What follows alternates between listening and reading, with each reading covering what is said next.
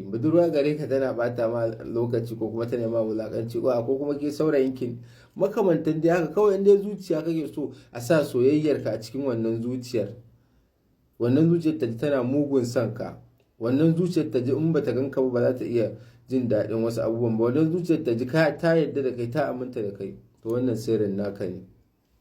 Yan uwa, wannan sirrin a ji tsoron Allah, dan zaka juya zuciyar duk wanda kake so ba tare da kuma ma musu ba ko taima musu. Albarka annabi alaihi salam. Izinin ɗauka wannan aikin shine a yi wa annabi salati a comment section, sannan kuma don soyayyar ku da manzo Allah ku ringa mana sharing, saboda duk sirrukan da muke bada ba masu tasiri ne, kuma muna so yan uwa al'ummar manzo Allah kamar yadda muke badawa saboda su, to a ci gaba da amfanar juna.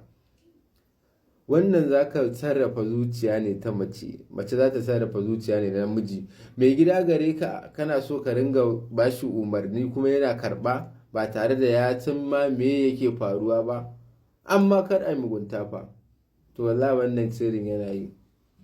Iyyaka na'budu wa iyyaka nasta'in, haka ayat take a cikin suratul fatihatul kitab. Ana ɗaukar adadi amma sai ka san lokacin da mutum yake bacci, shine aikin yadda yake tasiri. Duk sanda ya kwanta bacci, to a lokacin za ka yi wannan zaman lazimin, za ka ce iyaka na abudu, sai ka ce wa iyaka, sai ka faɗi sunan wadda ko wanda kake so ka mallaka ko wanda kike so ki mallaka. Adadin 313 ake kullum tsawon kwana 3. In kana so sirrin ya ƙarfi kai tsawon sati 1, ka gama abin mamaki.